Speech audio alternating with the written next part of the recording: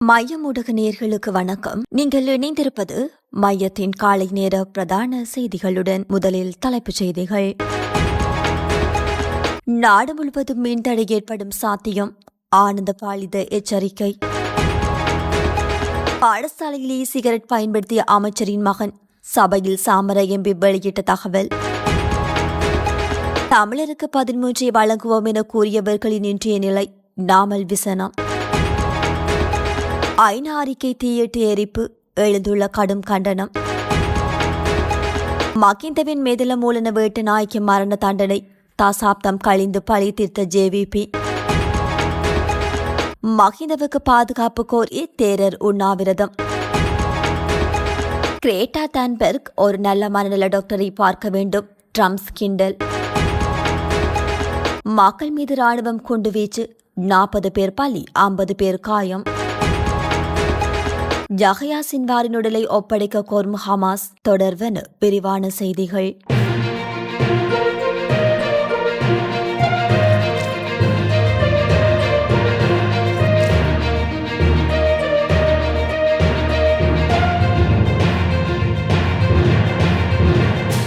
மின்சார பொறியியலாளர்கள் சங்கம் முன்னெடுத்துள்ள போராட்டம் காரணமாக நாடு முழுவதும் மின்தடை ஏற்படுவதற்கான சாத்தியம் காணப்படுவதாக ஐக்கிய ஒன்றிணைந்த தொழிற்சங்க கூட்டமைப்பின் இணைப்பாளர் ஆனந்த பாலித எச்சரிக்கை விடுத்துள்ளார். இந்த முடிவு தன்னிச்சையாக எடுக்கப்படவில்லை எனவும் அனைத்து தொடர்புடைய அதிகாரிகளுக்கும் எழுத்துப்பூர்வமாக அறிவித்த பின்னரே எடுக்கப்பட்டுள்ளதாகவும் அவர் குறிப்பிட்டுள்ளார். இதன்படி அனைத்து பராமரிப்பு மற்றும் பழுது பார்க்கும் பணிகளும் நிலையான 8 மணி நேர வேலை காலத்தில் மட்டுமே மேற்கொள்ளப்படும். அதற்கு மேல் எந்தவிதமான அவசரமாக இருந்தாலும் பராமரிப்பு அல்லது பழுது பார்க்கும் பணிகள் முன்னெடுக்கப்பட மாட்டாது எனவும் அவர் சுட்டிக்காட்டியுள்ளார். இலங்கை மின்சார சபையின் மறுசீரமைப்பு தொடர்பாக ஆரம்பித்த தொழிற்சங்கத்தின் போராட்டம் பின்னர் பல்வேறு கோரிக்கைகளை முன்வைத்து தீவிரப்படுத்தப்பட்டுள்ளதாகவும் அவர் குறிப்பிட்டுள்ளார். நிறுத்தப்பட்ட பதவி உயர்வுகள், செலுத்தப்படாத சம்பள நிலுவைகள் மற்றும் தற்காலிக 10,000 ரூபாய் கொடுப்பனவை நிரந்தரமாக்க வேண்டும் என்ற கோரிக்கைகள் விரிவடைந்துள்ளதாக ஆனந்த பாலித குறிப்பிட்டுள்ளார். எவ்வாறாயினும் இந்த விடயம் தொடர்பில் மின்சாரம் மற்றும் எரிசக்தி அமைச்சகத்திடமிருந்து எந்த பதிலும் இல்லை எனவும் அவர் குறிப்பிட்டுள்ளார். நெருக்கடியை நிவர்த்தி செய்ய எந்த அதிகாரியும் முன்வரவில்லை எனவும் குற்றம் சாட்டினார்.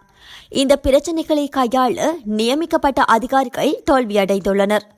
இலங்கை மின்சார சபை தொழிற்சங்கங்களில் சமநிலை இல்லை எனவும் இந்த நிலைமை நீடித்தால் நாடு விரைவில் மின்தடையை சந்திக்கும் என்றும் அவர் மேலும் குறிப்பிட்டுள்ளார்.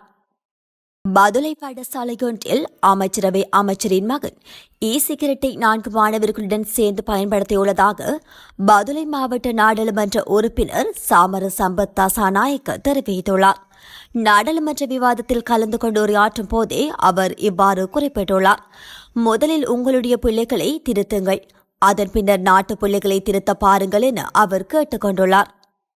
தமிழர்களுக்கு தேர்வாக 13வது திருத்தத்தை வழங்குவோம் என்று கூறியவர்கள் மாகாண சபை தேர்தலை நடாத்தவில்லை என ஸ்ரீலங்கா பொதுஜன பெரமுனவின் தேசிய அமைப்பாளரும் நாடாளுமன்ற உறுப்பினருமான நாமல் ராஜபக்ஷ சுட்டிக்காட்டியுள்ளார். இந்த விடயம் தொடர்பில் ஊடகங்களிடம் அவர் மேலும் தெரிவிக்கையில், போரை முடிவுக்கு கொண்டு வந்து வடக்கிலும் மாகாண சபை தேர்தலை மகிந்த ராஜபக்ஷ நடத்தியிருந்தார். ஆனால் அவருக்கு பிறகு வந்த ஜனாதிபதிகளால் மாகாண சபை தேர்தலை நடத்த முடியாமல் உள்ளது. இது வெட்கக்கேடான விடயமாகும். அதிகாரத்துக்காக கொள்கைகளை கைவிடும் கட்சியல்ல எமது கட்சி. தேர்தலில் வென்றாலும் தோற்றாலும் கொள்கைகளை கைவிட்டது கிடையாது. சில கட்சிகள் தேர்தல் வெற்றிக்காக தமது கொள்கையை மாற்றுகின்றன, அதேபோல பொய்களையும் கூறுகின்றன. இப்படியான கட்சிகளுக்கு அழிவு நிச்சயம். செய்யக்கூடிய விடயங்களை மட்டுமே எமது கட்சி கூறி வருகின்றது. 13வது திருத்தத்தை தருகின்றோம், அதை தருகின்றோம், இதை தருகின்றோம் என எம்மாலும் கூறியிருக்க முடியும். ஆனால் நாங்கள் மக்களை ஏமாற்ற விரும்பவில்லை.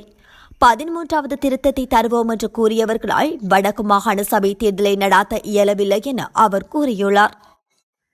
சமீபத்தில் ஐநா மனித உரிமை பேரவையின் இலங்கை பற்றிய தீர்மானத்தை எரித்தவர்களை வவுனியா காணாமல் ஆக்கப்பட்டோரின் உறவுகள் கடுமையாக கண்டிக்கின்றனர் என தமிழர் தாயகத்தில் காணாமல் ஆக்கப்பட்டோரின் உறவுகள் சங்க செயலாளர் ராஜ்குமார் தெரிவித்துள்ளார்.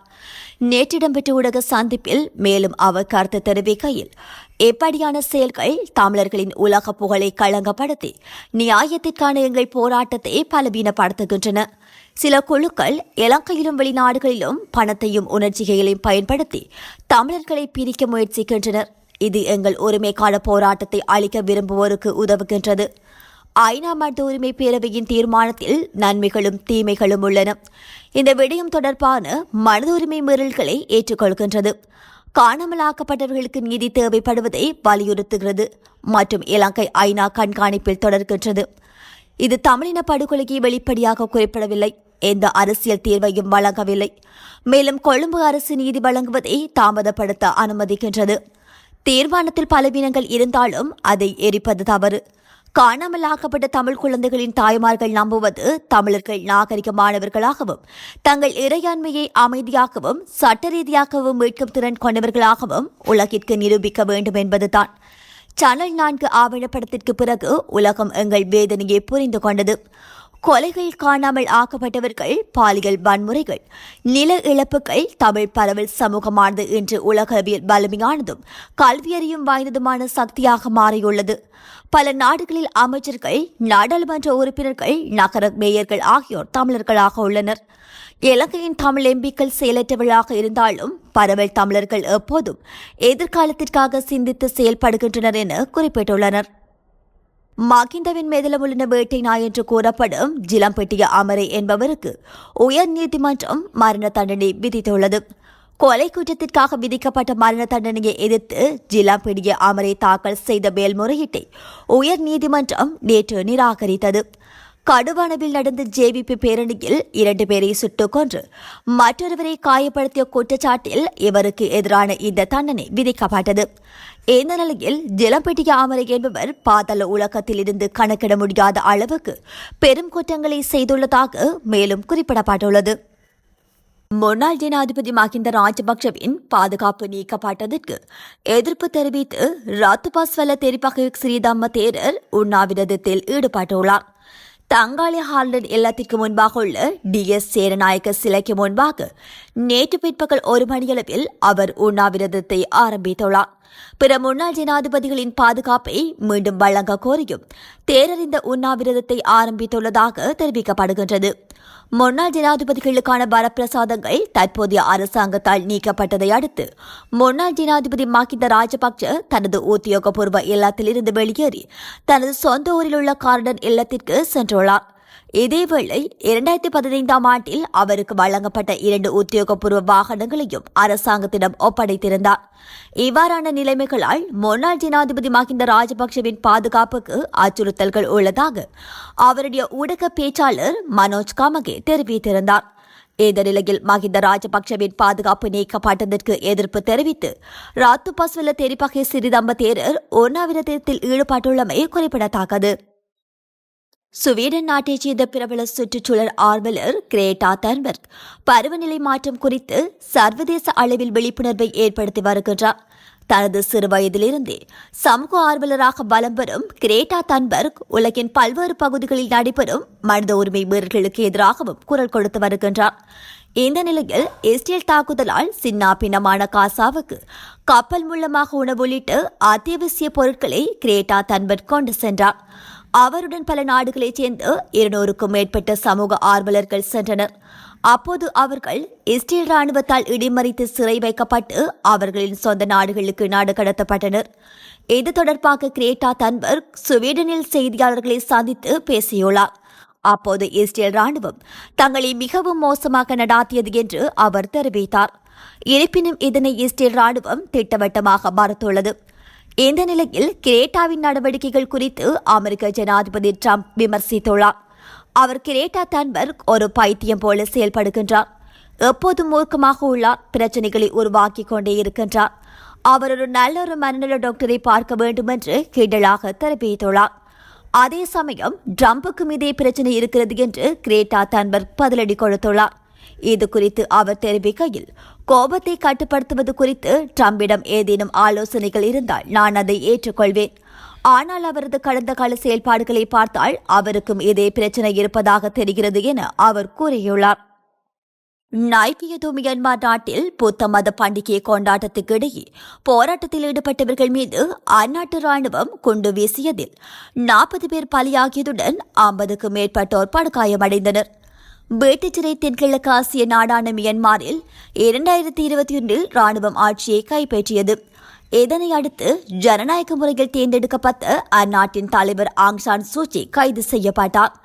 அவர் உட்பட ஏராளமான ஆளுங்கட்சி தலைவர்கள் கைது செய்யப்பட்டு வீட்டுச் சிறையில் வைக்கப்பட்டுள்ளனர்.